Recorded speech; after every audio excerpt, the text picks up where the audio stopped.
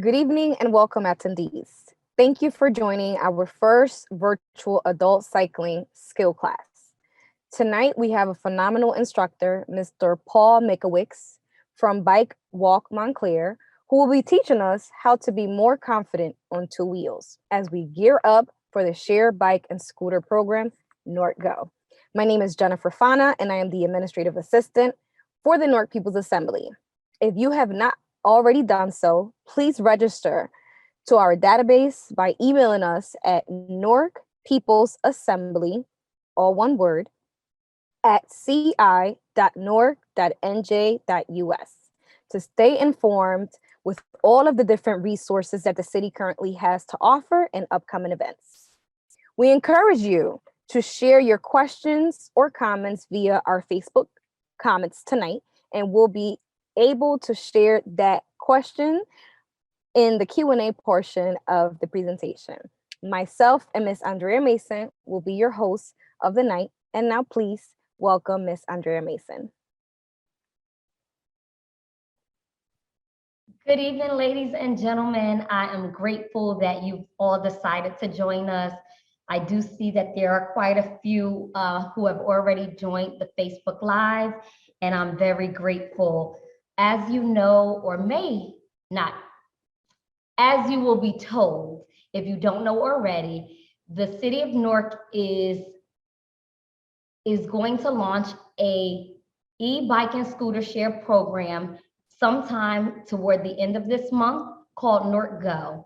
We hope that everyone will take heed to just the city becoming more green, more healthy, and also with these bike skill safety classes, we want to make sure that everybody is able to share the road and that we know our rights, so to speak.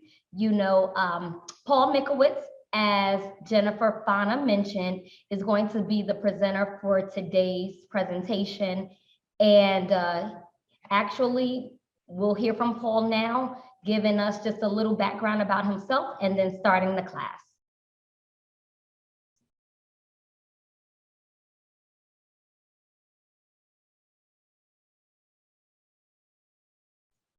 Paul, welcome.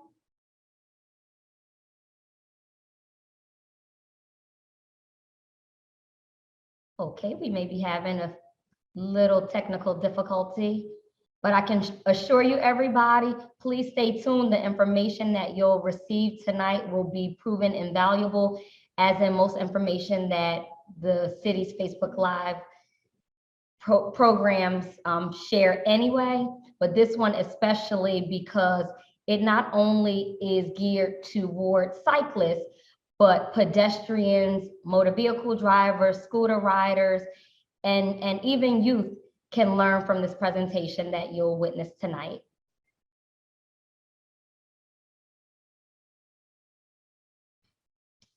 I believe our presenter is having some difficulty.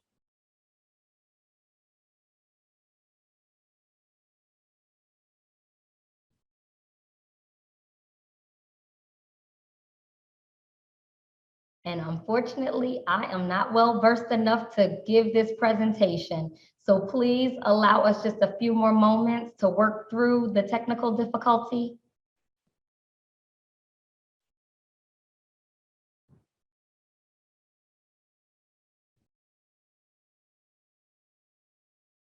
Well, I'll take this opportunity to just talk a little bit about Newark People's Assembly while we're waiting for Mr. Mikowicz to join us formally. So Newark People's Assembly is the office that aims to bridge the gap in communication between City Hall, its departments and agencies, and the community at large. As Ms. Fana mentioned during her introduction, if you would like to stay in the know, we encourage you to email us at newarkpeoplesassembly@ci.newark.nj.us in order to join our email list. We do host several meetings and presentations, forums, just like this one. Anything really that we find that the community at large will benefit from or that you may be interested in. Sometimes it is the initiative of a community member that says, hey, I believe this would be a good forum, and other times it comes directly from the mayor or director that states that what his or her department is doing, and they need to get the opinions of the residents. So if you do indeed have a topic that you'd like to recommend that we have a meeting about, feel free to share that with us.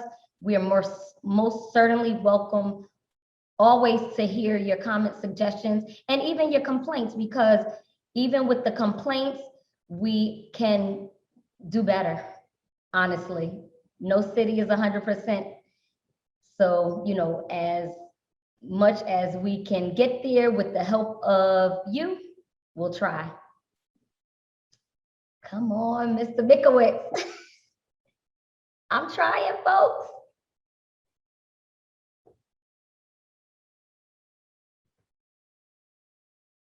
So Brendan, I'm going to put you on the spot, please. If you can speak a little bit about the bike, not the bike and scooter share program, but if you can speak a little bit about why we decided to have this bike safety class, that would be appreciated. Yeah, no, sure. So I think, part of the reason is that not everybody knows how to ride in mixed traffic, and it's, I think, beneficial to everybody on the road to know how generally to cycle, to ride, to share the road. So I know this is one of several virtual events that we'll be hosting regarding how to share the road with motorists and on two wheels, whether you're on a scooter or a bike. There's a whole spectrum of learning that needs to be done by all parties involved. So we're happy to host this. I'm co-hosting with you and Jennifer, obviously. And this will not be the last event as well. There will be future events. We have 2 more virtual sessions, and we have 4 in-person sessions, and the dates of which we can give out towards the end of the presentation. But it's really important to learn how to operate on a bike or a scooter in mixed traffic. So yeah, and I think Paul is almost ready. I just gave him a call, and he is almost there, having some technical difficulties. Yes, I see he's logged in twice, so he's really working hard to try to join us. And in the interim, I will just give those dates that you mentioned. So we have the first of the 3 virtual classes this evening, which started at 6 o'clock or any minute now. Then we have another on Monday the 7th. That's going to be an afternoon class from 3 to 4:30. And on Saturday, June 26th, from 11 a.m. to 12:30 p.m. So we tried to give a bunch of options because everybody's not just available during the day or in the evening. We wanted to give an opportunity for any and everyone to join if they were interested. And our in-person training, and for this class, it's geared toward adults because the NewarkGO program for the scooter and the bike, because it's electronic, it's for 18 years and older. So this class, and you do need to know how to ride already. In the future, we plan on doing some learn to ride classes, but as of now, these are just skills classes. So the first one is going to be on Saturday, June 5th from 12 to 2. Then on Sunday, June 13th from 2 to 4. And then another on Saturday, June 19th from 12 to 2. And at that same location from 3 to 5. So in person, June 5th at Ironbound B Field from 12 to 2. Sunday, June 13th at Bo Porter Sports Complex on Lyons Avenue from 2 to 4. And then on Saturday, June 19th, we're doing 2 sessions from 12 to 2 and 3 to 5 at Newark Community Cycle Center, right near NJPAC on Park Place. So without further ado, I do see our man of the hour, Mr. Paul Mikowitz.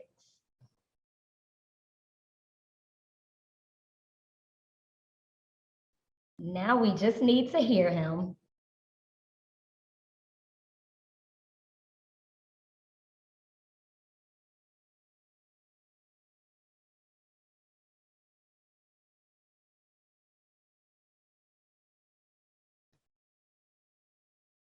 Testing, Paul.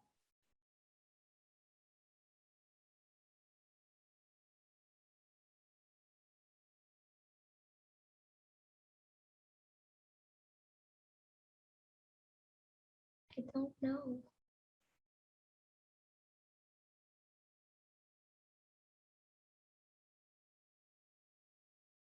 Thank you, attendees, for your patience. I appreciate you not going astray and you wanting to be a part of this presentation. We definitely have an interactive segment, so we will need to know your thoughts and opinions just about some of the things that will be shared. It's going to be eye-opening. As a new cyclist, I definitely learned a bunch during our walkthrough of this presentation. That's why I've been pushing so much for everybody to participate, just not the cyclists. You know, get the seniors, get the trike riders, get the youth involved on these virtual learning sessions. It really is for everybody. You're Andrea, guaranteed can to you learn hear me? something. Yes, yes, Oh, God. yes. They don't want to hear my voice anymore. Thank you. Oh, my goodness. I'm so sorry. I've never Come had a more on frustrating down. experience. Go right to it. It's all yours. Well, we shall see. We're not out of the woods yet. So, all right, go right to it. Here we go. So I have to share the screen, right?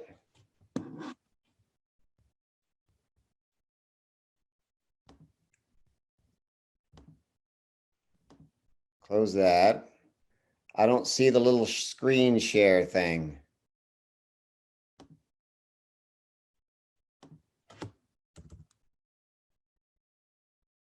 Uh-oh. Andrea? Yes, sir, I am here and I don't see the option either.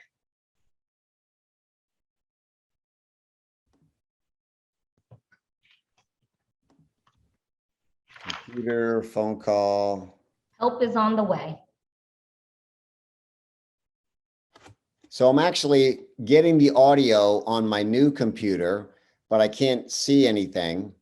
And my old computer is where you're seeing the camera. And and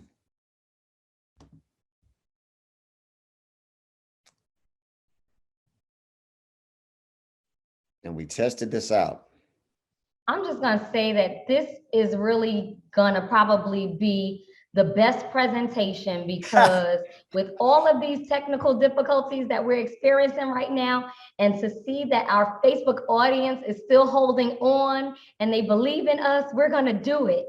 Oh man, I'm so sorry, everybody. Well, what I will do, Yes. oh, there's Brendan. Let's see what Brendan has to say. Oh no. Hello. Oh my goodness. Well, no, I am. That's where the camera is. That's the old. Yeah. Okay, folks, so just bear with us a couple more moments. I do apologize. We really did have a walkthrough. Everything worked out just perfectly. So while we're having this technical difficulty today is beyond me, but you know, everything happens for a reason.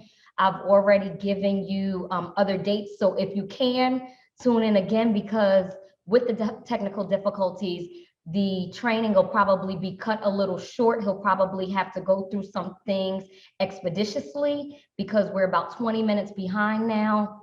But don't fret, you know, there's going to be recordings of each of the videos. So if you can't make one of the other ones live, please feel free to watch it via the Facebook, you know, just going back to one of the videos.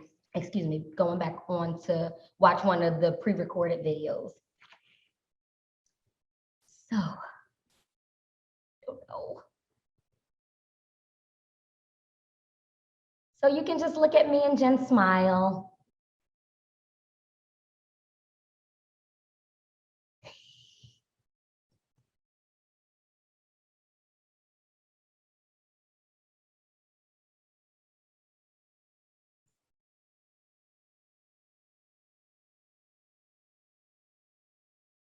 I hope everybody that's watching is smiling as well, because we will get through this. It is not the end of the world.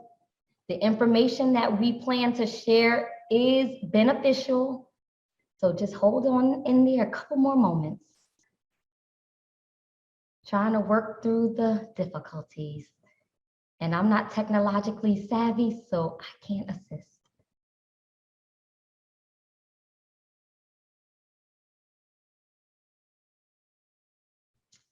So actually, this is an opportune time to just, again, share some things that Newark People's Assembly is doing. On Tuesday, June 8th, the Economic and Housing Development Office, which actually is who's assisting with the NewarkGO program, they're hosting a Newark Live Grant Program information session. So if you are planning to purchase a home, or if you are a current homeowner and need some facade improvements, which is exterior home improvements, we are offering an information session on Tuesday, June 8th at 6:30. We have down payment assistance up to $10,000 per person. And then we have $20,000 of home facade grant monies available to those who are eligible, apply, and are accepted. So yes, we are extremely busy doing great things for the city of Newark and its residents. Also, there is a vaccination community event at, I want to pronounce it correctly, Luis Munoz Marin on Broadway. Also on June 8th, which is Tuesday from 10 to 5, there's going to be, of course, food, music, resource tables, testing, as well as vaccinations.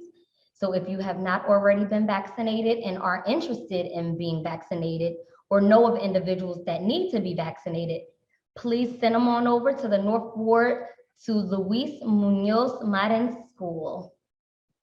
I'm working on my Spanish accent. Thank you, Jen.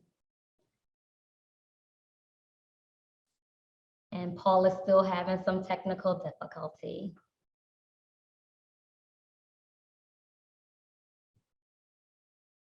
And people are still tuned in. So I thank you again. Really, really appreciate your patience. We just finished the last of the 3-meeting series about the American Rescue Plan money today. So if you're not aware of that, the city received $88.3 million to help in lost revenue just from COVID and other things that have transpired in the last year or so. And administration is asking, of course, there's already an allotted amount that'll go to specific things, but there's an opportunity for the community to share suggestions about what they particularly, or what you specifically want the money to be spent on. So we got suggestions about, grant funding for middle class, for more training and vocational programs, to fix the streets, to get those sidewalks properly cemented and those trees pruned and taken up. There was a host of great ideas.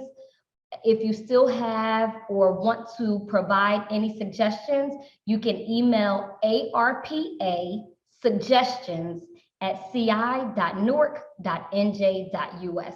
So that's if you want to give any suggestions on how to spend the $88.3 million already received by the city of Newark from the American Rescue Plan Act.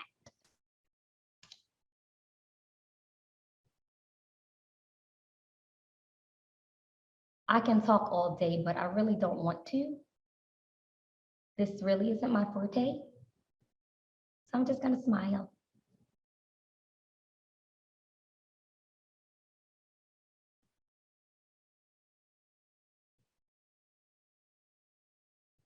So actually, I'm going to engage Facebook.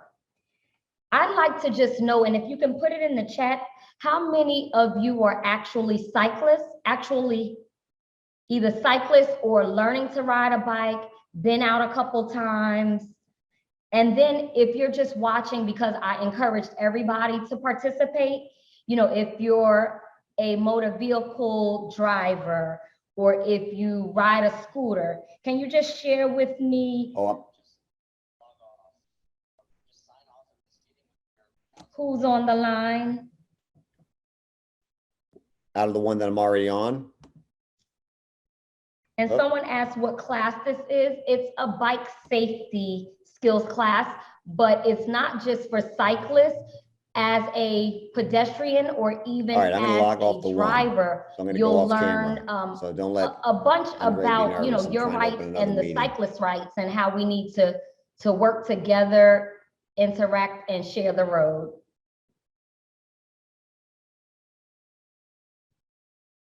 I see a comment about truckers saying the same thing. Cars need to respect bikes. Well, really, we need to respect each other because some bicyclists don't realize that, you know, don't ride on the sidewalk or don't ride going toward the traffic or against the traffic. So some things are just unknown, and that may be part of the reason, or that may be why people are saying we don't really expect or respect each other. It may just be that you're just unaware of what should happen. And those are the things that Paul will educate us on.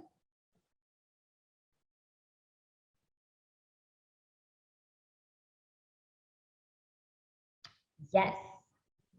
I thank you, computer savvy people. Oh. I am so sorry. But let me, should I just get right into it here? Please do not waste another second. All right. So this is all about trying to make some complex ideas simple and be safe while we cycle. So the cycling savvy in a nutshell is we have, let me minimize my pictures here. We have a system of movement and road rules and a traffic system unlike anywhere else in the world. And it's meant to be predictable. So when we're predictable, we know what each other is going to do. And we all have to play by those same rules to make it work. So that's our system. And it was developed a long time ago. It's meant to be simple, ride on the right, pass on the left, things like that, and cooperative.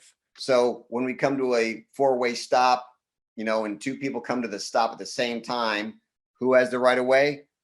The right goes with the right. So the person on the right has the right of way, those kinds of things. Cooperative by, you know, obeying and cooperating with other folks. So the history goes way back. Rules of movement. I'm going to get right into rules of movement. So the rules of movement may be so ingrained in your head, you might take it for granted, but they're meant to be predictable. Drive on the right. Yes, we all know that one. Pass on the left. That's how it's supposed to be. Pass on the left so you have slower moving traffic moving to the side. Position for destination. Again, you probably do this just naturally. If you're going to make a left-hand turn, watch that car making a left-hand turn, you kind of stay to the left side of the lane. And if you're making a right-hand turn, you're getting to the right side of the lane so cars can get around you, right? So, and if you're going straight, you're signaling that the same way. Same thing as a bicyclist. So first come, first served is a very important rule of the road. The priority is whoever in that lane first has the right of, well, first come, first serve. They have the priority there. There is no priority, fastest serve first. It's not about speed. That's why you see the little picture changing. And we have other priorities. If we're going to change lanes, so if you're going to get out of your lane and move laterally, you need to yield before you move. You got to make sure it's safe. So that's a classic. So that little car that's got the yield sign on it, that could be a bicycle waiting to go around a parked car. And you got to wait for those cars. You got to wait for an opening, or you need to negotiate. And we'll talk about that later. And then when you have slower moving traffic moving onto a faster road, you have to yield to that faster, those faster lanes. When it comes to crossing, you're crossing over someone's lane. You have to yield to crossing over a lane. First come, first serve. First person to the intersection wins. They get through. They get to go through. So these two roadways are equal in terms of priority, but one got there a little sooner. What happens if you have a tie? Tie goes to the person on the right. So on the right has the right. Those are really, really quick rules of movement. And I'm not going to spend too much time on bicycle law, but I will spend on some time on a few elements here. So equipment, yeah, some basic stuff. We need to be visible. We need to have lights and reflectors and all that good stuff. Going to get right into operation. So it's really important because quite often the subject of riding on sidewalks comes up, and a lot of people feel safer on sidewalks. So when we're on the sidewalks, we have to follow the rules for pedestrians. And so when we're going through intersections like this, there's one intersection. How many intersections do we have? We have 1, we have 2, we have 3, and we have 4 and 5. So we actually have 5. They're implied even if they don't show up. So again, they're there even if you don't have a sidewalk. And we have to obey the pedestrian traffic law. So we become, there's certain rules about crossing. So pedestrians, if you have a light signal and you're on your bike and you're on the sidewalk, you got to actually pay attention to that light signal. And you signalize the crosswalk when you step into it. If there is no light signal, then you go with the traffic light. So if there's no pedestrian light or signal, you go with the traffic light. So if you have a green light, that's when you go. You gotta stop, green light, you go. And same idea, that road going across does not have stop signs, so they have the priority. And pedestrians signal, you step your foot in the lane, they have to yield. You make sure you verify they yield to you, they see you, and then you can go. Same thing here. Stick your foot out there, people react. We have to act that way when we're on bikes. We can't just be tooling around. The problem is we're going faster. We may be going faster than a person walking when we're riding our bike. And so cars are not going to see you. They're not going to pick you up. They're not going to be as aware. And I'm going to, mid-block crossings are actually illegal. And we have to be very, very careful about driveways. Because turning traffic, they're not looking for us if we're on a bicycle, if we're moving faster on a bicycle. Those are some of the challenges there. So we have to follow the rules. We want to be very cognizant of pedestrians. Hey, passing on your left, approaching pedestrians. I hear pedestrians all the time complain, because if any of this time there's a complaint about people on bikes, I get it, because they know I'm a bike guy. And I represent all cyclists, apparently. And we want to be courteous. We want people to give us the same courtesy we expect them to give us. Or we want to give them the same courtesy we want them to give us. So yell out to somebody, call out to them, ring your bell, passing on your left. But what we really are going to be talking about is roadway position.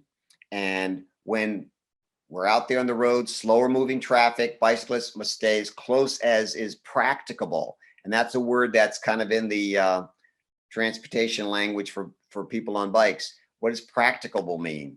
It means capable of being done within the means and circumstances present at the time. So riding a bike, roadways, conditions, very, very fluid, changing all the time. And it's up to the cyclist to make that decision about what is practicable and how far right you can be. So there's a lot of exceptions for when you don't have to be on the far right. And some of them passing slower traffic, avoiding hazards, preparing for a left-hand turn. The real crux of the issue is in a lane too narrow to share. So what's a lane too narrow to share? Let's look at our operating space. So engineering provides for 4 feet of kind of wobble room, the room for the cyclist, the handlebars, the body, and a little bit of wobble room. So you have a 4-foot norm for expectation of cyclists. Now, we also are working on a 4-foot passing law in New Jersey, but there's a minimum 3-foot passing expectation of space buffer when you're passing a cyclist. What does that space look like? On a 12-foot lane, there's a mini.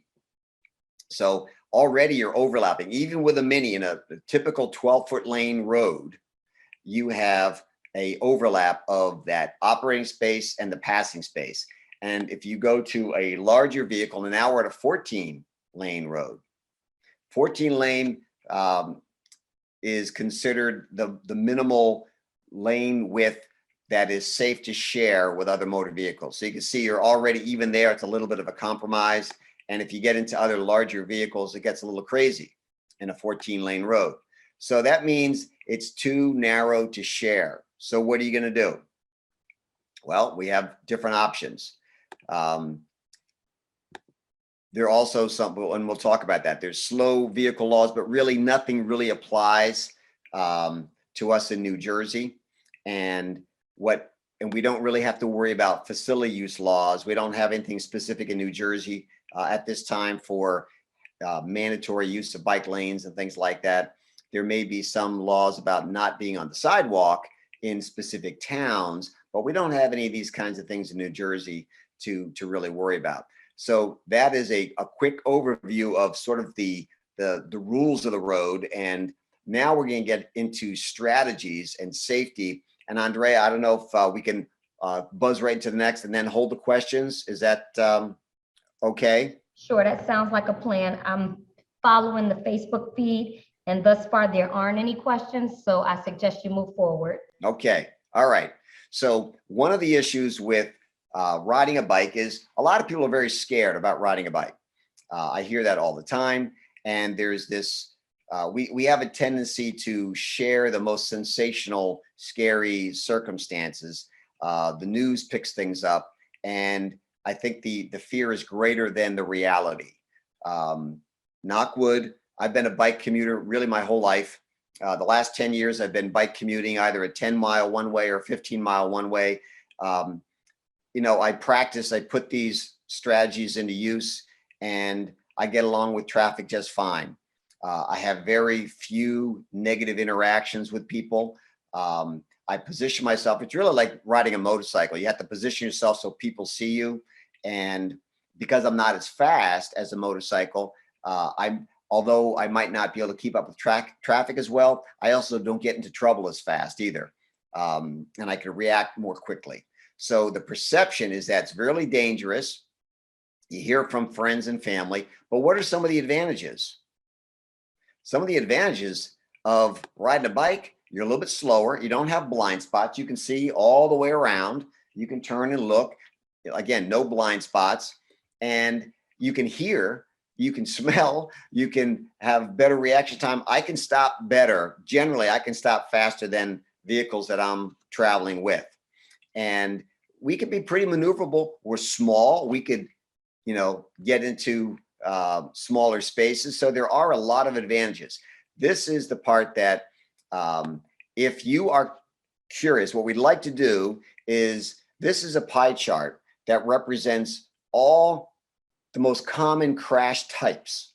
So if you can think of all the different reasons why someone on a bike might crash, and if you could put in the chat what you think the big blue section is. Let's focus on the big blue, red, and green. What do those three bigger chunks stand for? So what would be the common crash types? And if you could put in the chat, what do you think blue is, whatever the cause of the most common crash types? And you know, this might be the ones that we are most afraid of, or it might be ones that just in reality are more of a problem. So Andrea, are you seeing anything in the chat? So yes, I actually didn't realize that my chat wasn't moving. So I am so behind. I'm actually responding to several Questions? Several of the comments, but let me move forward. No, I don't see any. All right, people, we want to know specifically, what do you think are the most common crash types? So let's look at that big blue section. And again, because of, should we just move on, Andrea, with the time? Yep, sure. Yep. Yeah, okay. So that big section of crash types, what does that stand for? What do they all stand for? Here we go. Most of the crashes when we're on our bike are solo falls. And we'll talk about what those solo falls come from. But if you look at the green and the red, 17% were crashing almost as often with other cyclists as we are with motor vehicles, or motor vehicles with us and other cyclists with us. So we're going to talk about strategies. It doesn't mean it can't be changed. And then you can see the other area, animals. So we have more crashes with animals than we do with pedestrians. That's good, I guess. I wonder if we're being chased down by a dog. I've had that happen. And then that gray area, which is kind of a other. So now let's look at this 18%. So all bike crashes, remember how people think it's so unsafe. And certainly I would guess that, well, I shouldn't say it, 18% of those motor vehicle crashes, they might be more serious. But let's just look at just the 18. And no, actually, I want to do one more thing here. Well, those are the crash types. Yeah, fall causes. These are the fall causes. Railroad tracks, sand. This is a bad one. Slippery surfaces, potholes. You can lose control of your bike. Again, we can get better at observing these and using strategies to stay away from this stuff. Parallel cracks, really bad. And guess what? Most of all these things, where are they? Right on the edge. Most of the problems we run into are on the edge of the roadway. So I'll come back to our crash types. And again, we show that we're going to look at just the 18%. So how do we reduce that? Well, here's another pie chart. So now these are this new pie chart represents all crashes with motor vehicles. So if we just look at avoiding illegal behavior and riding with traffic, a lot of people, a lot of adults still think they should be riding against traffic because you want to see them coming. Now that might be conventional wisdom for joggers and walkers, but jogging and walker, we could step sideways. We could actually back up and step sideways, but you're on a bike, you can't back up and you can't even move sideways. The only way you can change direction of your bike is by still moving forward. So we're also going at a much faster closing speed. So the time of, between bike and car coming together, moving towards one another is a lot faster than a car overtaking you. But we're much more scared of what's coming up behind us that we can't see. So that's one of the perception issues. But if we just respect the right of way, stop at stop signs and red lights and ride sober, we take out 33% of all that 18% of crashes. Now let's look at driving on the road.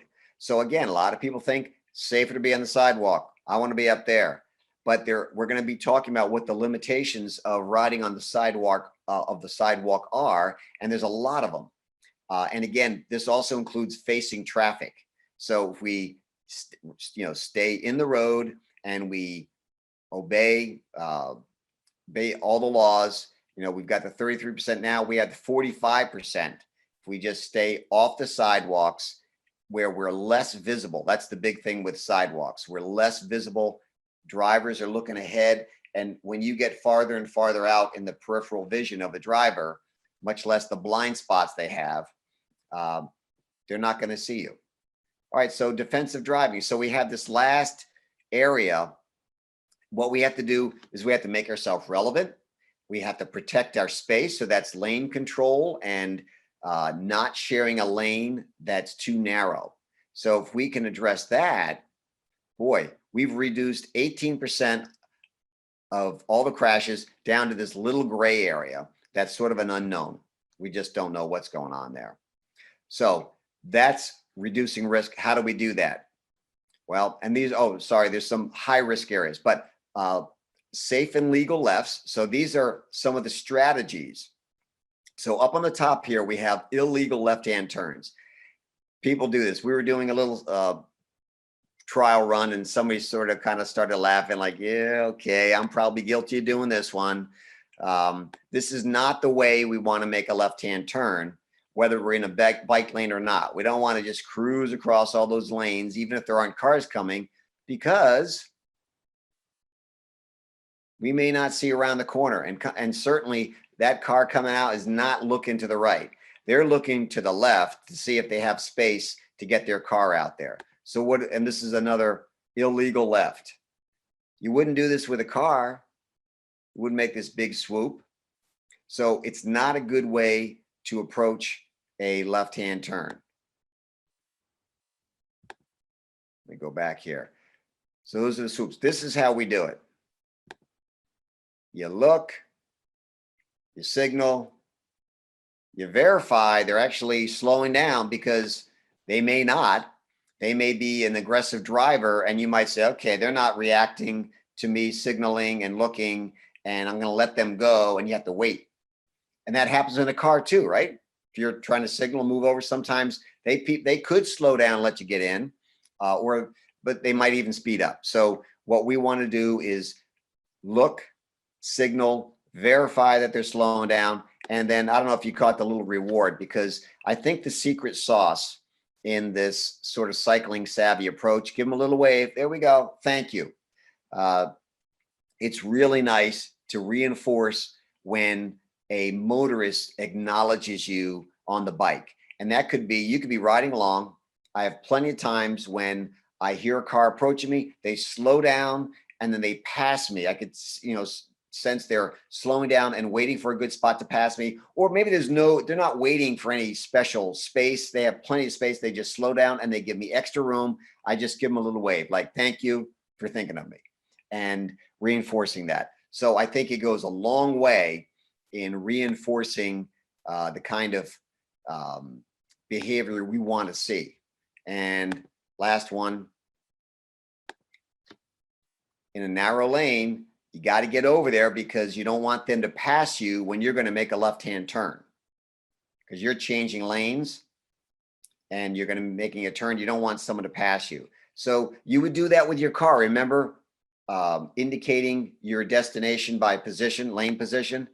And it's the same thing here. Now, if you are riding and you're on the right side of the road, excuse me, there's a left-hand only lane. That's when we got to make the turns, but we have alternatives. So I shouldn't say we have to make our turns there. That's how I do it. That's how a lot of people do it. And that's how I suggest you consider and trying it. You might find it a lot more comfortable than you realize. However, there are other ways of doing it. And if you're in a bike lane, it's even trickier, because you're even farther to the right, but you still have to you have to get out of the bike lane. You got to get over there. Now, this time it didn't have a left-hand only lane, but you got to get out of the bike lane. So that's kind of how that works. And we're going to be spending some more time with some other strategies. Now, sidewalk crashes. I mentioned about what it's like traveling on the sidewalk. A lot of people feel safer there. So how far do we move in 1 second? Well, walking 3 miles an hour, that's 4 feet, not real far. So when a car is coming down this road, anyone who's going to step into the drive or this roadway who's walking is probably pretty close to the edge of the road by the time that car is making their turn. A cyclist traveling at 10 miles an hour is going to be 15 feet away. Someone going a little faster, 15 miles an hour, they're 22 feet away. And forget the speed demon here at 20 miles an hour, they're 30 feet back. Now, typical reaction time is not 1 second. It's 2.5 seconds. 2.5 seconds to react to something. And now you see people back up. Now, what does that look like when a truck? So this truck, number one here, they're looking ahead. They're looking across to see, is this car going to turn before me? They're sizing up their turn. They want to see, is there anybody in their way? Again, if they have any other obstacles they might have coming at them. And let's see what it looks like. So the car is coming up, or the truck, making their right-hand turn, and that they made the decision to start turning, and now the cyclist starts to come into view. Now, that was a big open area. Have we tried like this?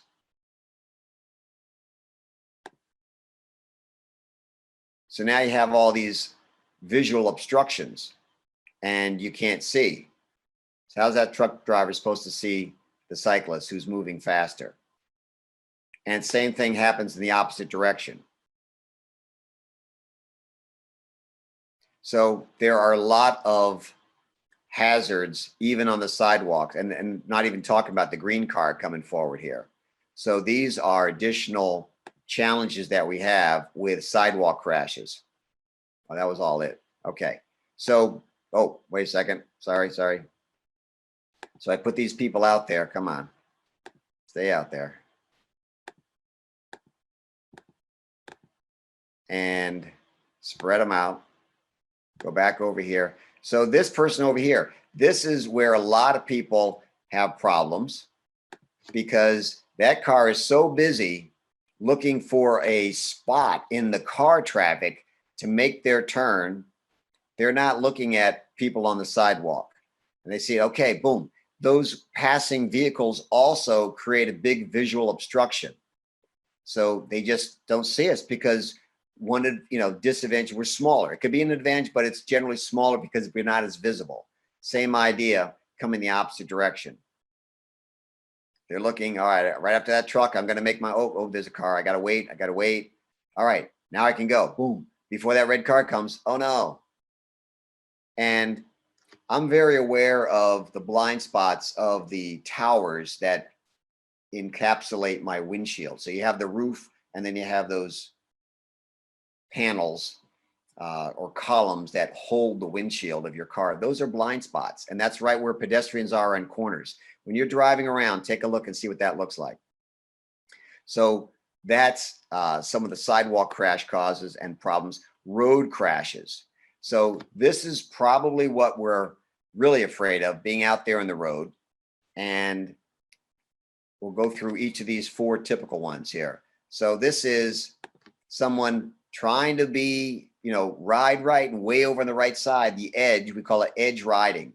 So we avoid edge behavior. So what do we do? This is not good. One little car passes us, 2 car passes us, but the next one, not good.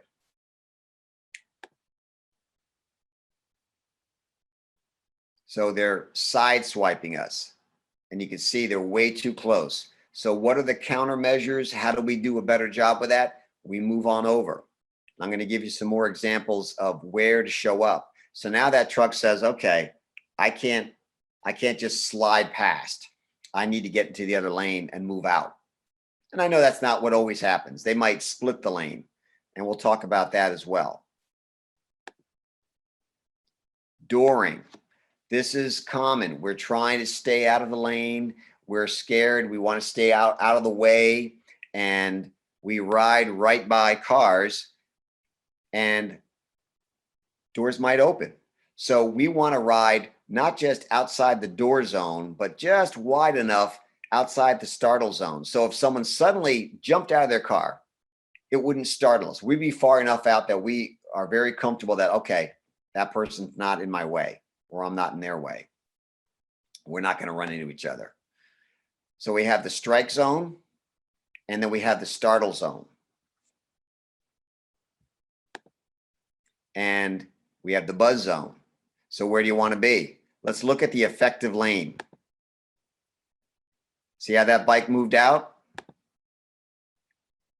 So I have another visual I want to show you, and there's going to be a little bit of a hint here, but we'll come back to that.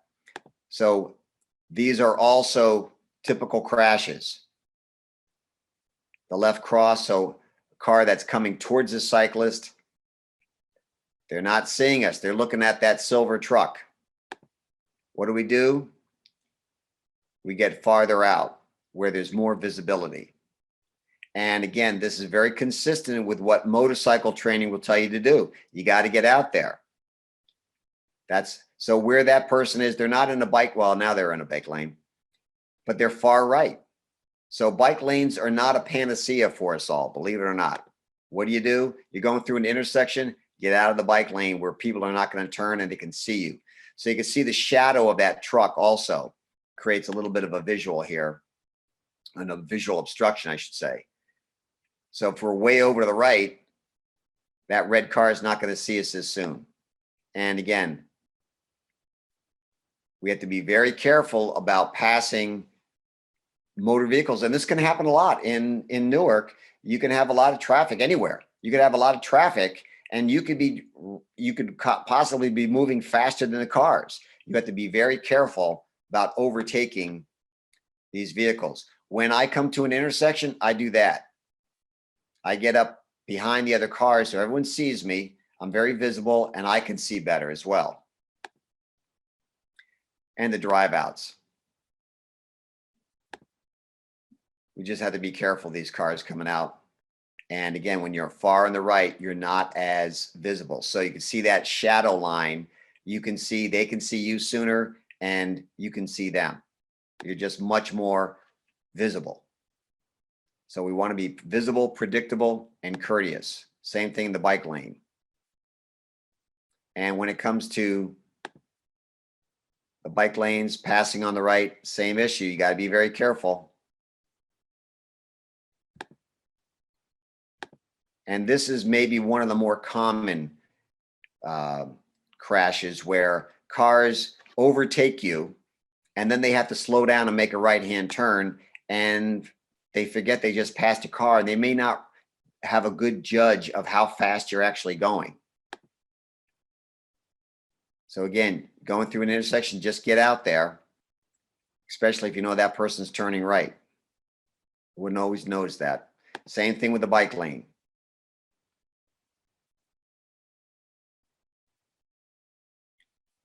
You got to get out of the bike lane, get relevant, and now they can make their right-hand turn. So going through intersections, you want to make sure no one's going to right hook you. And again, the same idea, if you're passing, people can make that right-hand turn, especially trucks that have a lot of blind spots. So tricky stuff here. And again, these are motorist at fault situations, but there are strategies. We don't want to ride the door zone. You know, we don't want to encourage cars to sideswipe us by passing us in a lane that's too narrow to share. So those are the high risk areas. Okay, so this is section 2. And section 3, oh wait, no, we're not done yet. We're not done yet. Crashes, behavioral fall cause, reducing risk, high risk areas, road crowd. Okay, yes, I am through this. Good, we're good. I'm done there. So before you go, Paul, to the next session, I do have a question regarding the double lines. And isn't it illegal to cross a double line? Yes. So you're talking about the two solid lines where it's unsafe to pass, illegal to pass. Yes. However, law enforcement, when I've worked with law enforcement on this, they all will say pass. And it's one thing to cross over that double line to give a cyclist extra space.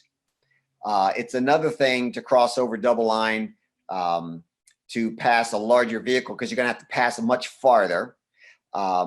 However, it's all relative to the scenario. It's got to be safe.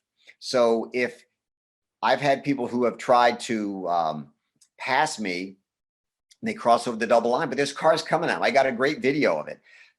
So it's not a good thing. It's not legal. It's never legal. But if someone just passed you, there's no one coming. They're not causing any disruption to the oncoming cars, but they are going around and giving you space. No one's going to ticket that person. No one's going to cite that person. That's just sort of a unwritten law, so to speak. And that's also my experience. So I go through South Mountain Reservation on my commute. There's a long road and generally it's not a lot of volume.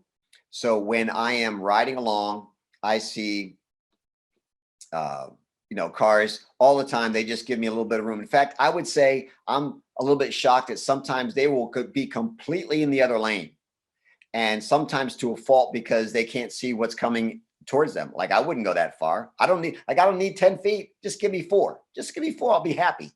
And it's very good. So anyway, yes, for a motorist passing a cyclist, that person's not going to get cited unless they're causing trouble for the oncoming vehicles. Appreciate it. That was the only pressing question. We can move on to the next session. Okay, let me go back to the screen share. Whoop, close that.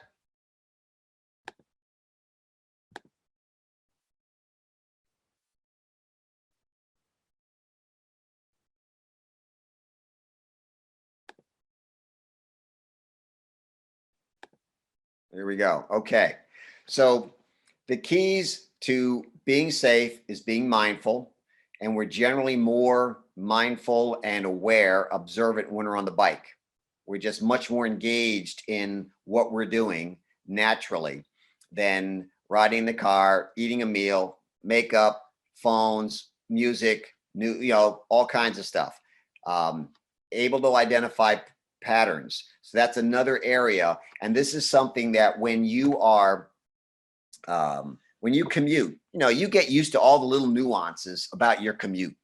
I'm sure you've figured out ways to maybe shave a few seconds or minutes off your commute and to save yourself certain light. You get used to the light signals and the signaling and the sequencing and things like that. So you can use those patterns to your advantage. So we'll talk about that and to be strategic. So there's just some things that we can do.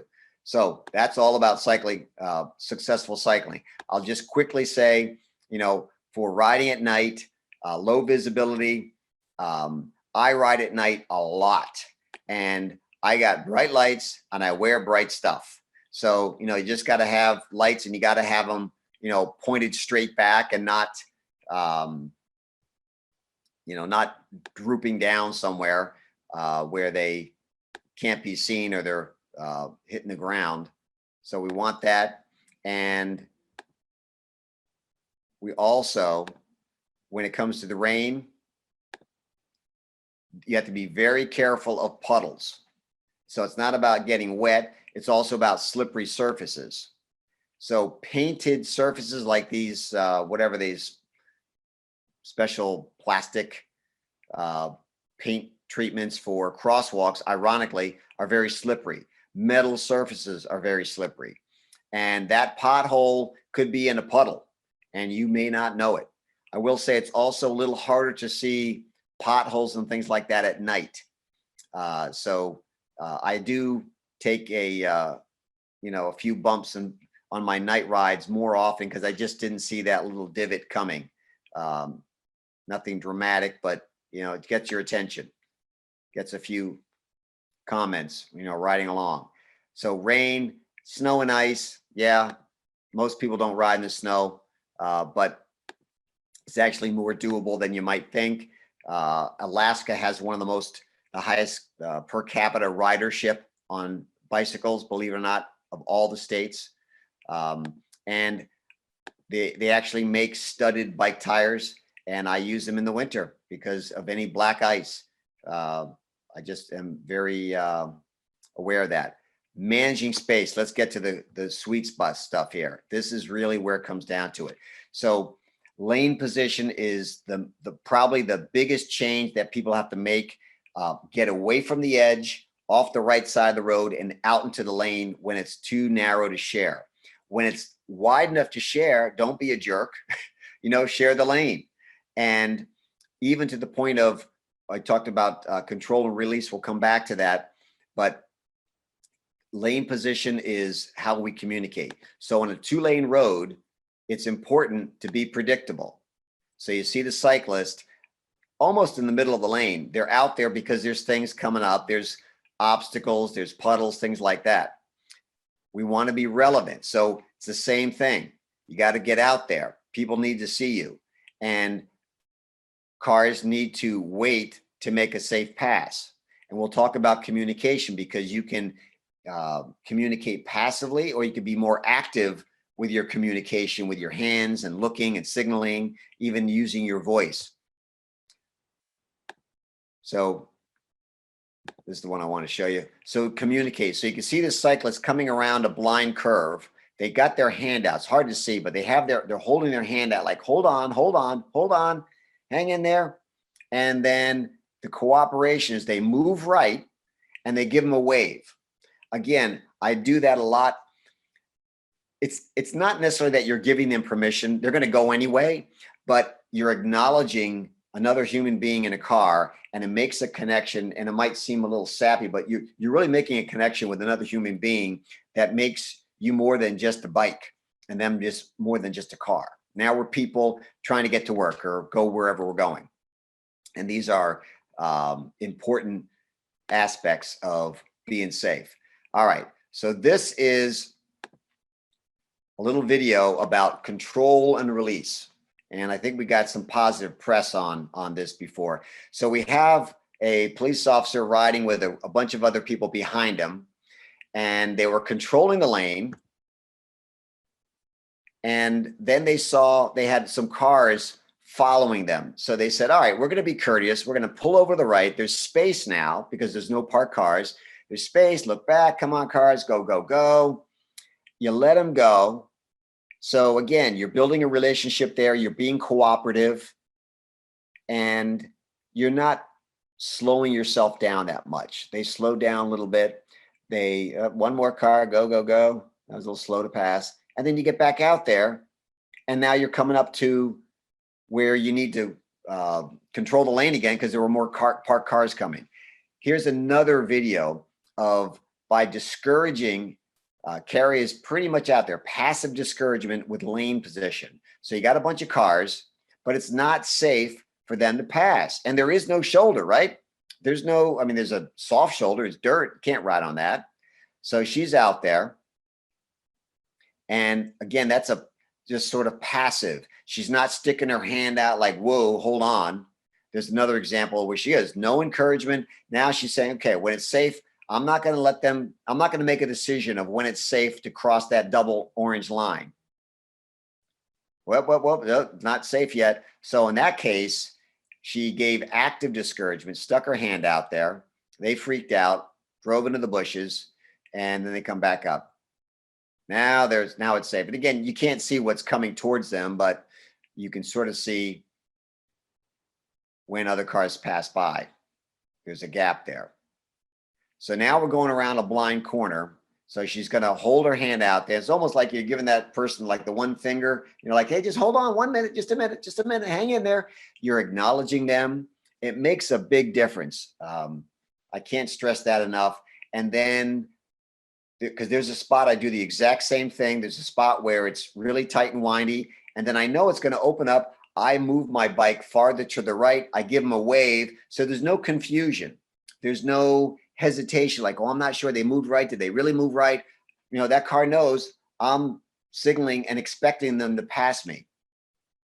Now, this is an example of when we're not extra demonstrative and waving people on. This is called passive discouragement or passive encouragement. So she just moved over a little bit, a little farther to the right. There's a little more space without active encouragement. Now, the problem here is that person's not sure. Is it safe? She's, you know, probably sees someone filming this cyclist, so they're a little bit extra nervous. And then they wait too long, and then they make an unsafe pass. And Carrie's sticking her arm out there like, hey, no more. And then you'll see some cars come by. So it was a unsafe area to pass. And people do that. They get very impatient. We all do this. And we have to, again, practice what we preach and share the road. So like that officer that pulled over and let the people go, there's other examples of that. And there are times that we just get off the road and let backed up traffic go, and then we get back out there again. Or at an intersection. On a multi-lane road, this is what it looks like. From a distance, you have that shadow of the car, and the person, oh, I can stay here and squeeze past and not disrupt the other lane. But when they get up a little closer, you can see that it might not be enough room, and then they either squeeze past you for an unsafe pass, or they then suddenly realize they can't, they have to slow way down and they've lost their momentum and now they can't change lanes to make a smooth pass. So when you're out here, you can see from a distance that it's not going to be passable. So this is an interesting slide here. So this was a research project that was done. They videotaped someone riding the same stretch of road over and over and over again. But you can see these lines, 1, 2, 3, all the way up to 11. Each line represents 1 foot. And what they did was they measured and videotaped the passing distance of vehicles. And this is what they found. So we're looking ideally for at least 3 feet of passing. And this is what happened. So they started moving out, taking videotapes. The cars didn't move too much. Superimposing a semi there. So they're going in the same direction, those vehicles, the semi and the blue truck. And kept moving out. Now the car starts moving a little bit. So we still haven't changed, you know, our passing distance all that much. The car keeps kind of moving relative. But at some point here, now you can start to see when that cyclist gets just about to the left half of the lane, that's where you start to see the sweet spot. And that blue truck says, okay, now I'm really infringing on that other lane. I got to get all the way over there. So it's a big change right here. So the sweet spot is there. We call that left to center. And that's also goes back to being very visible from a distance. So cars way back can see you out there and they can see they have to change lanes early so they can signal, look, verify, get out and make that lane change without a problem. So they don't see that. What we want them to see is this from a distance. And this is what it looks like. I think this is one of the more compelling videos.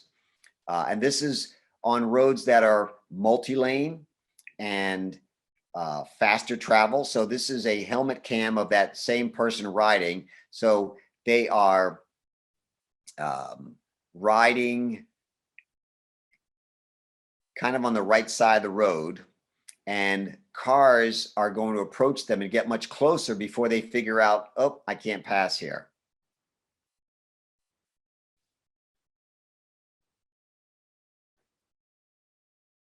Now that one, actually, I'm sorry. So this is, he's out there in the left. This is, he's out there controlling the lane. So you can see from quite a distance. And he has a nice bright shirt. So that helps. So it's quite a distance that cars can see that cyclist. And there's multi-lanes and people just pass and change lanes and pass. Now this is the cyclist, same cyclist in the right tire track. So you can see they're riding a little farther to the right, much closer to that white line. Cars get much too close, not so that they're going to harm you because they're so close to you, but they don't recognize that they can't pass. That's an unsafe pass there. And they're more likely to make a bad decision because now they're impatient. But when they see you at a distance, they can move themselves around. And then you also have the view looking back. So now cars are piling up behind the cyclists. So there might be a couple cars that are more narrow and can pass maybe more easily, but those pickup trucks, there's a lot of them out there and there's no room. You know, where are you going to share that lane? It just doesn't work. And now you're going to see the car or the truck make the moves. Now, oh, there's a cyclist. That's why. And that's where they're too far to the right. So it's sort of like putting your, and by the way, you know, the road is very, the shoulder is, there's no shoulder there. Later on in the video, there was more of a shoulder. You might say, oh, why weren't they over there? Well, they theoretically could have been. But it's important that you are communicating by where you position yourself and they see you with plenty of time to make changes and move around you. So that is, you know, one of the more important elements of that. So behavior patterns are very, very another form of strategy. And this is where I was saying, when you get used to your own commute, you know that certain lights have a certain sequence, or a certain time of day, a certain light is got a lot of traffic, and you want to avoid it. So there are things called, you make just better choices, and there's platooning, and again, behavior patterns. So there's folks that are like, oh, I got to pass this person, got to pass this person. That's, one of the problems. We have the situation where we got to get out there and control the lane. So this is not getting stuck in a lane that's turning right. We don't want to be there. If we stay to the right, now this car has to go around us and then cut in front of us again. And then another one, turning situation here. We don't want to be hugging the right and then having to make a left-hand turn here, or getting out there in the left-hand turn lane and making a tight turn. We want to turn and get into the lane we want to be in. So it looks more like this. So you get out and you see the green line. I do this all the time. I get into the far left lane when I'm making a left-hand turn, and this person getting to the far right. So it depends on where you're going as well. And again, communication, really, really important. When you actively communicate, people know where you're going to go.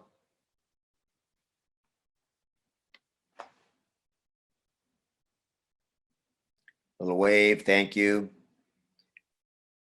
And I'm hoping that we have the opportunity to experience this when we're out on the bike, and people get to get out like this and change lanes and negotiate with motorists. And so this is a car slowing down for a traffic light, which makes it easier to negotiate with people, because now they're not going anywhere, and you can get across to make that left-hand turn.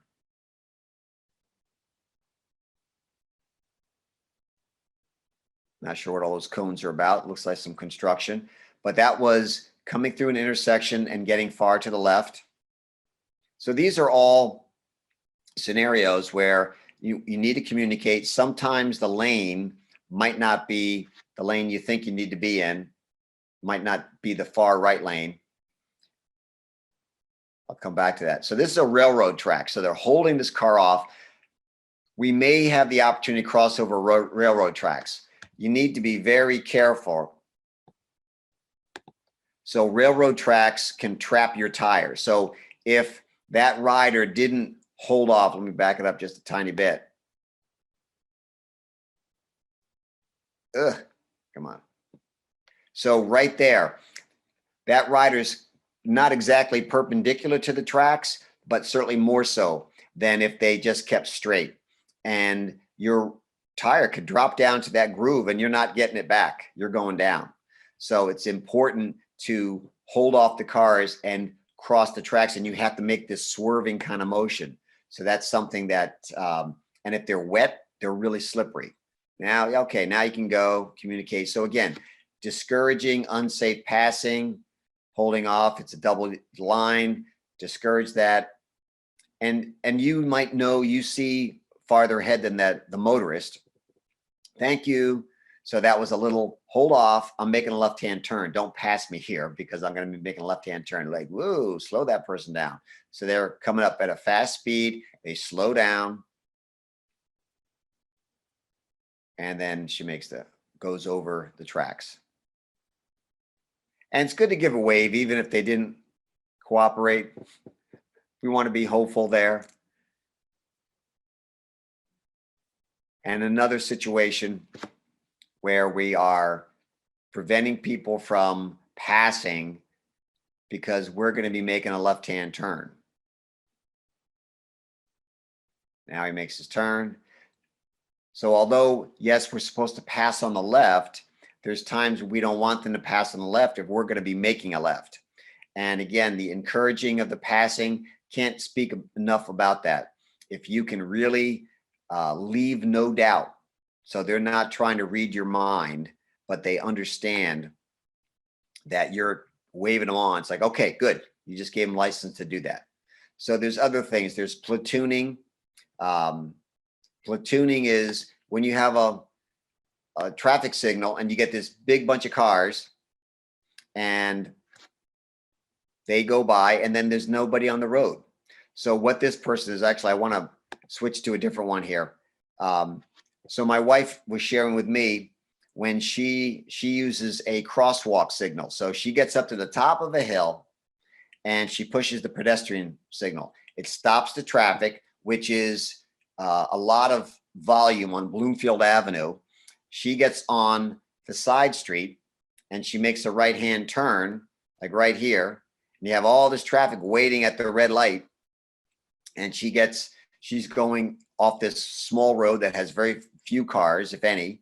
And now that red light she goes right on green onto the main road, the Bloomfield Avenue road, and it's holding up all the traffic. So she gets all the way down to where she wants to go before the cars ever catch up. So using strategies like that to plan your routes and plan your rides can make your life a lot simpler. And then these 3 areas of flow. So there's different, going to go with the animation here. So if you are riding on the far right edge behavior, and we have a lane that most of the people in that far right lane are going to be turning right, those are all right hook potentials, and they don't want to right hook you, but it becomes a problem. So where do you go? You get out of the lane and you get behind that truck or that blue car, and you'll see they'll move on over. Oh, they're just controlling the lane. Sorry. They're controlling the lane. They're out there. So that's one way. Another one is with the diverge. Same idea. You don't want to get into a lane that's going to be diverging off onto the highway.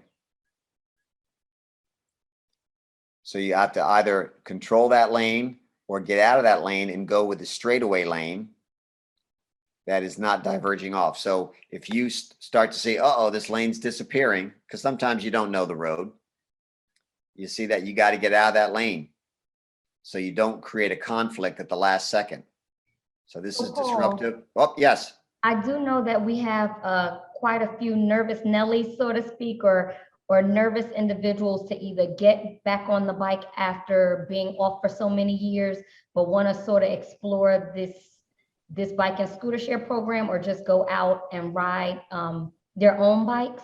So obviously the safety class is helpful, but they want to know about some worst case scenarios. So of course you're showing, the safety aspect of it, but what happens when there's a fire truck that comes behind you, or the police car that startles you when you're at the intersection, and you're like shook, you don't know what way to go, what to do. Do you get off your bike? Do you keep on riding? Do you just move over to the right because the other cars are moving? How do you direct that type of behavior? Okay, so good question, thank you. And when it comes to certainly emergencies, just like everybody else, you need to pull over to the right, and actually you have to be probably more careful of other people pulling over to the right. So it's not so much the emergency vehicle, but you need to anticipate other motor vehicles suddenly, being moving right. So even though you might feel like, well, I'm just a little skinny bicycle, I don't take up a lot of room. You need to be aware, okay, where are those other vehicles going? Because now they're suddenly concerned. But basically you slow down, you stop, you move to the right, just like if you're driving a motor vehicle.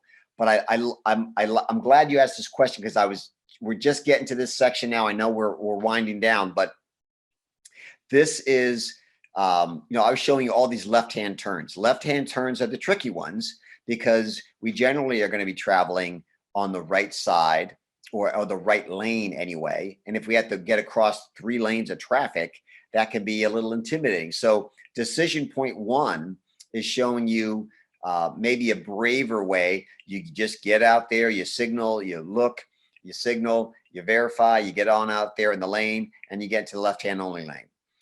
Decision point 2, if there was too much fast volume, you couldn't do it, you're waiting. Now the traffic light turned red. So this is another one of those little strategies. It turned red, so everyone's slowing down. Now they might be more amenable to you, like waving at them, like, hey, can I get over there? You're like, yeah, can I get over there? And again, there's videos that show people slowing up and letting you get across to that left. But one of the things we're going to practice is we're just going to do one of these, I call it a Copenhagen turn. So you see this kind of U-turn here. So you're going along straight, and you want to get over here. But what you do is you just, all right, I'm going to turn right, and I come down here on this slower road. This only works if this is a much slower road, and do a U-turn, or you just go straight and you stop right there at the opposite corner. So it's like, oh, you go with the whole flow. Hopefully no one's turning right. And you just stop, and then you go straight across. So this is an alternative left turn option here. And it is a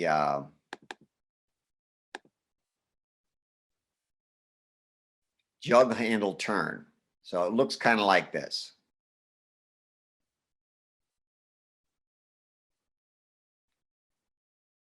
You come on down and you circle around, and now you wait, and you come up behind that car, you wait for the green light. Other options, and then, or you do the pedestrian one where you come just straight across, and then you become a pedestrian. And this is another advantage we have being on bicycles. I can suddenly get off my bike and just walk across. There are some light signals I will do that because it's so long for me to wait, and I want to, just for the fun of it, be perfectly in line with the law. And so I get off my bike, I walk across, and then I get on my bike and I go again, because I would not be allowed to do that if I wasn't, if I was just riding my bike. However, there are still hazards.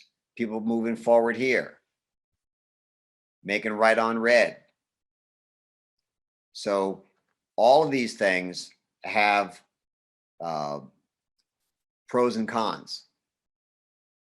But getting back to, people that might be a little bit nervous about doing this, there is some other strategies that you can employ. So if you look at this road on top that has a higher volume, more lanes, I'm sorry, down here, there's a lot of traffic. So you could take this quiet road, but then you get in here with all these other cars. You could barely see this little cyclist right here. All these cars piled around her. If you went up here and then you turned to right on green, this is what my wife does, turns right on green.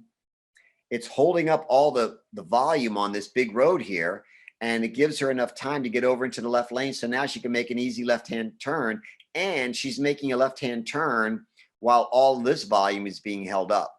So that's, again, another one of those sort of options there. Other left turn options, so you can see how now she's making the left-hand turn. So one person is going with the volume and is going to keep cars all around. So this person up here in the black tank is going straight, and they have so much volume, it's going to be hard for her to get left to make that left-hand turn. Whereas this person is able to make that turn, went with the light signal, and much fewer cars, is able to negotiate herself left to make her turn. So there's one more car, two more cars, and then they're gone. And she moves over. Person up on the left here is really struggling. She has to bail out. So there's different strategies that you can use, and look at your route and make plans. Other left-hand turn options can be you know, also very effective of just going around the block and the and not just making a strict left-hand turn. The reality of delay, there's all these traffic lights. That's what's slowing us up. It's the traffic lights. I can't tell you the number of times that I travel along and cars will rush ahead, and then they only to stop at the next light, and I come rolling up, and then they rush ahead, and I might see them through all of these lights. Maybe not everyone, but not unusual to see them at the end. So that is, again, a series of misnomers, you know, that we're not holding people up. It's the traffic lights, it's the volume, things like that. And planning ahead, Google Maps can be great to look at and plan and see what you're dealing with here. Oops.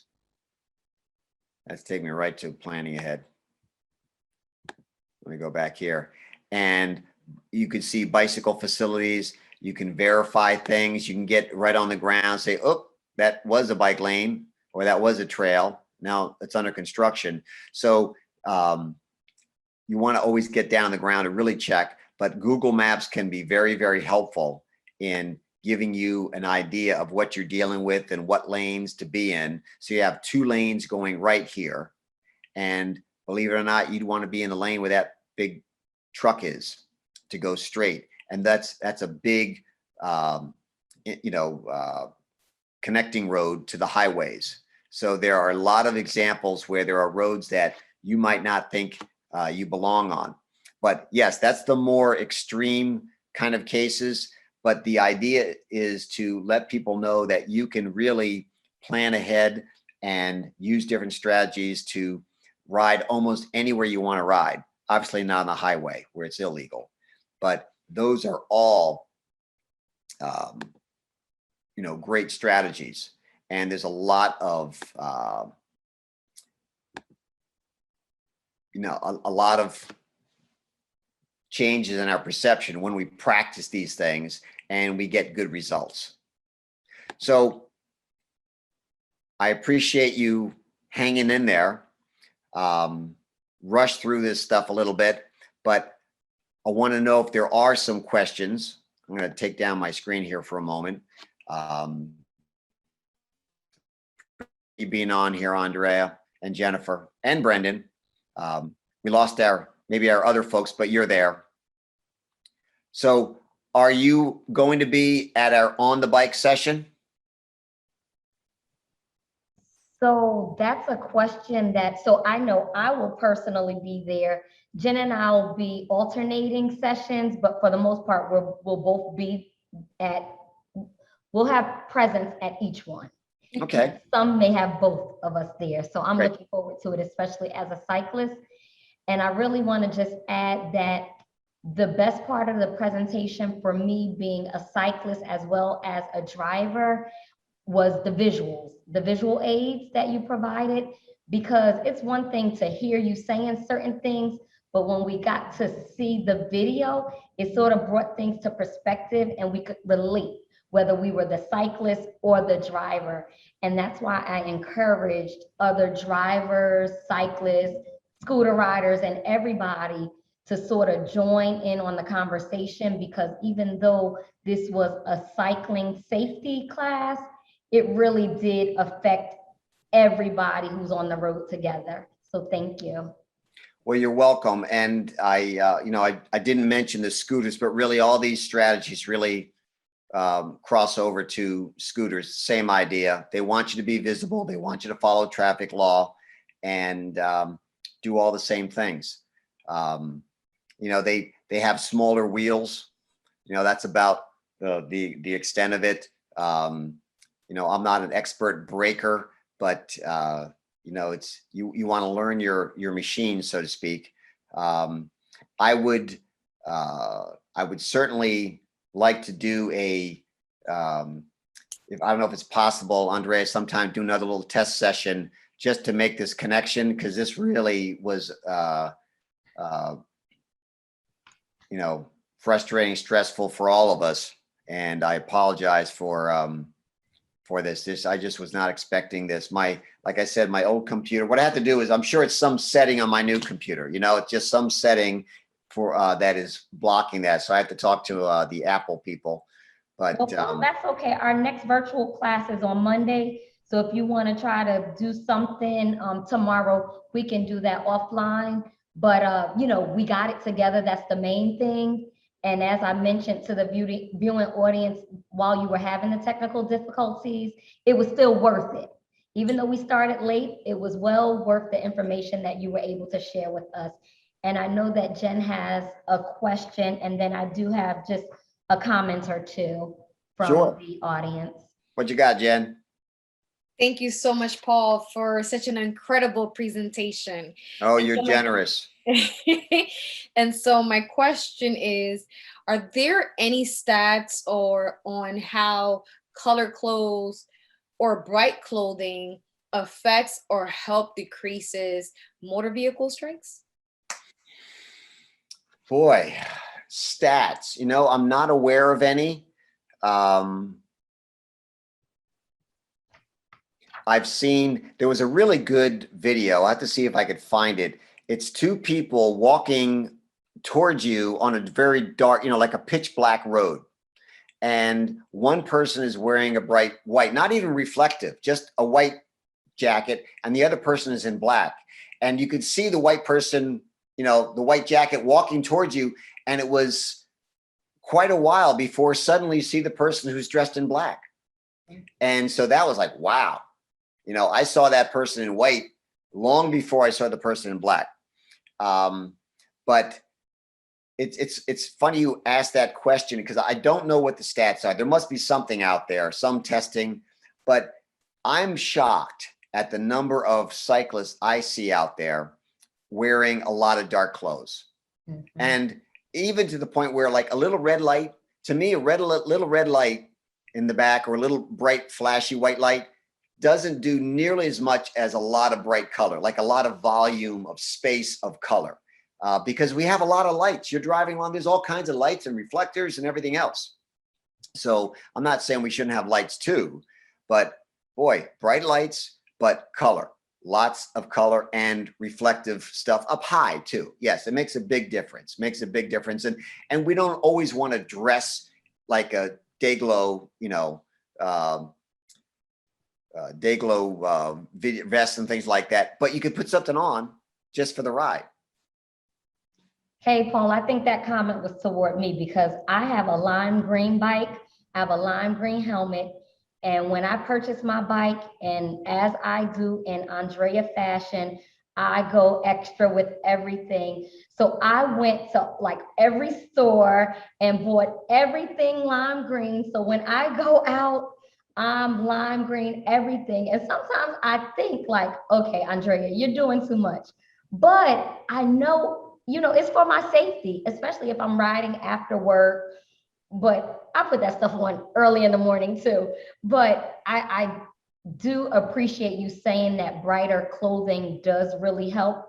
And maybe I'll just tune it down a little bit and not have on an entire outfit of brightness. But, with the helmet and the bike, maybe I'll just do the shirt or the pants. Oh, no, stay bright. I mean, it really does. Well, we have a lot more to gain, right? If we're on the bike, we have a lot more to lose. And we have to ask ourselves, what's really important here? What's the most, what's the big priority? So I feel like I feel like I'm kind of a little bit of a bike nerd when I ride.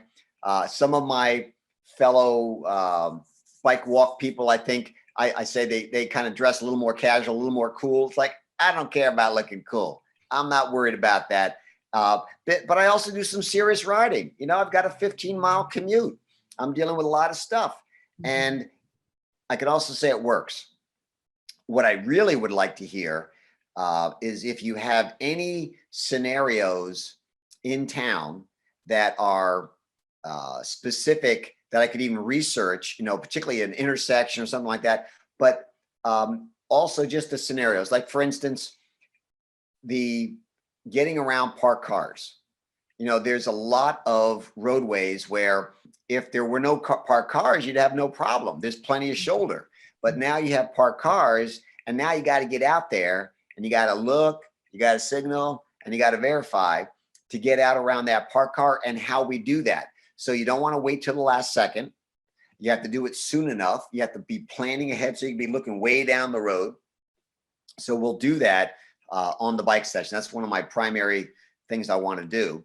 I also want to cover getting into the left lane, left side of the lane and making a left turn at an intersection when you're basically in the middle of the road. That's essentially where you're at.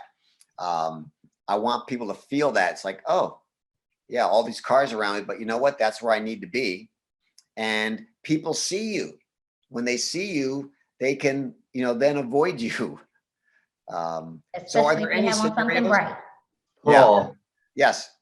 what words of reassurance would you give someone who's uncomfortable claiming the lane? Because I think that's one of the most difficult things a cyclist can do. I mean, I still honestly have trouble doing it sometimes, because you're going significantly slower than the cars behind you.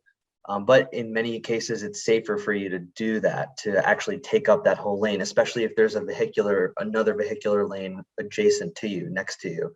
So Right. like, what words of reassurance could you give people who might be a little more hesitant to claim the whole lane for themselves? Yeah. Well, good question. And when I have found that when there is a 4-lane road and there's 2 lanes in each direction, I find it easier to claim the lane. And so I would propose to people that if you just try it, so maybe you try it with less volume circumstances. So I always suggest to people like, okay, look, we're all starting somewhere with a comfort level, and try to stretch your comfort level just a tiny bit. So rather than going out at the busiest, craziest time, when people are the biggest rush, go at a time when it's a little bit more mild or a lot more mild, and try it then. Control the lane where there's plenty of room.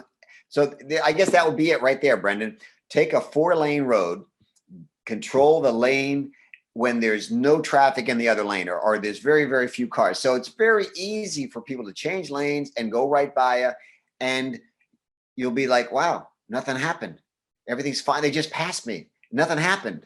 And then you try that in increasingly busier times. I know it might be hard to find those circumstances, but when I work late and I ride home, those are my most peaceful rides. It's so quiet. And I always think I'm the luckiest guy, and people don't know what they're missing when they're out riding their bike. Now, if I'm riding at more typical drive time, rush hour, everyone's in a rush. Everyone's in a rush, and it's a little bit more stressful. And I mean, I still do it. I still behave the same way, but it's a little more stressful for everyone. So I guess I would say, start with your own comfort zone, and in a circumstance that's less stressful, and usually less stressful is fewer cars out on the road. So it might be at a time when it's, early Sunday morning or something, where it's just not nearly as busy. I know we were talking about roads like Bloomfield Avenue, and you have all these parked cars. And I was saying how, gosh, there's so many people who are double parking, and you got the buses stopping. That right-hand lane is very undesirable. So they could also try that where, there's a lot of bus routes. The buses are good. They're professionals. They're not going to buzz you. They're not going to cut you off. They're going to change lanes past you and then get over.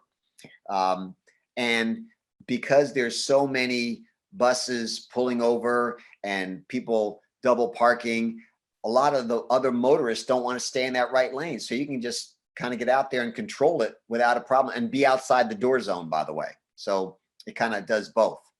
But I'd also say, I don't want to say you don't have to always control the lane. It's a strategy of being visible. I guess I would say, maybe some roads you just don't want to, you got to get off the road. You got to find another way to get around there. Look at alternative paths, alternative routes. That's where, again, Google Maps is good. You could zoom out and see, let me see if I try this roadway, and then you zoom in, you look at the detail, and it might be a little bit longer. I was looking for one of my visuals and I couldn't find it. Where the alternative left-hand turns, where you just go past the intersection where you want to turn left, you go past it, you turn right, and you just make a lot of right-hand turns. I think I meant that's like the UPS driver approach. They have an app that takes their drivers to always make right-hand turns at whenever possible. So they take them around, so they're always going right, and never crossing traffic. So good question. Thanks, Paul. We're actually out of time, so I'm going to save the comments for Monday. I do ask that everybody that joined in today, I hope it was beneficial to you. I ask that you express your thoughts via email to us about the training, and also you encourage other people, if you felt that it was worthwhile, that you ask others to join the future presentations. Paul, I'd like to thank you very much. And I just need you to answer one last question before we end formally, because there is an interest in people that do not know how to ride a bike at all. So are there classes in preparation for NewarkGO for individuals that don't know how to ride that they could take? Well, we have not discussed a schedule for Learn to Ride in Newark, but I certainly would like to, because it's a lot of fun. And I mean, I mentioned them, I do programs. I had someone reach out to me. We do programs in Montclair at Montclair State University virtually every weekend. And although I have kids classes, I tell adults, look, if you want to come to the kids class, you can come to the kids class.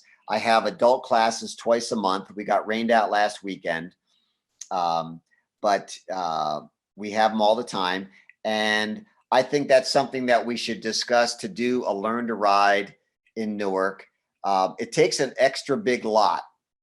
We need a big lot, and it really helps to have the right kind of surface with just a little bit of a slight ramp.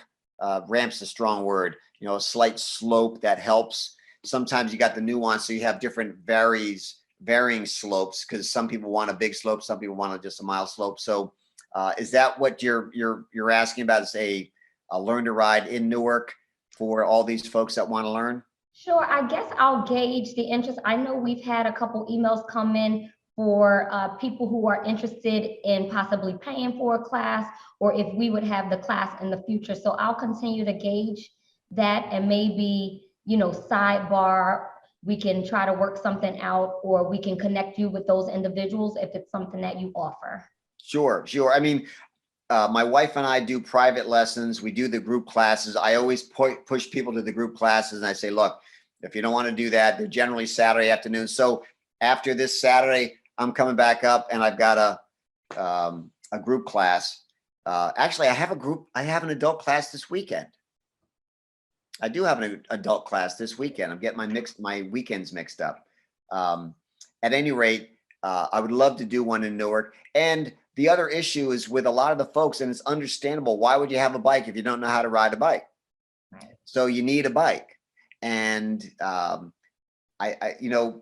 think Derek and Patrick, my guess is they would like to cooperate, and they would love to have a Learn to Ride there. Their lot is not really good for Learn to Ride. It's really kind of tight for the lessons and stuff, but you want to have a lot of space, but they would have the bikes. And, we just drop the seats, take the pedals off, make them real safe. And then you're sitting there and you're saying, what's so scary about this? This is not scary. Right. And It's all about comfort. Push. But you need the space, because then you do get rolling, and you're rolling along, and you don't want to have a wall right next to you.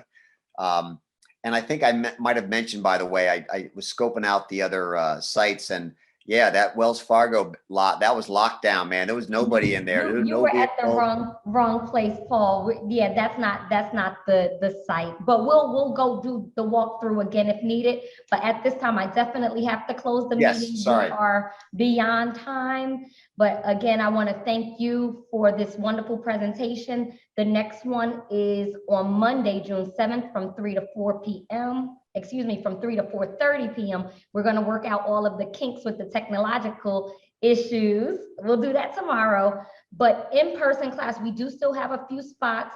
If anyone is interested, it's going to be This Saturday, June 5th from 12 to 2 at Ironbound B Field. You are required to bring a bike and a helmet. If for whatever reason you do not have it, please just come out and join us anyway. There may be some extra bikes and helmets, or and if not, then you can still learn vicariously through someone else. And I'll bring my bike, even though it's extra short. I'll be willing to allow you to ride mine. So thank you everybody for tuning in. Have a great evening, and we'll see you next time.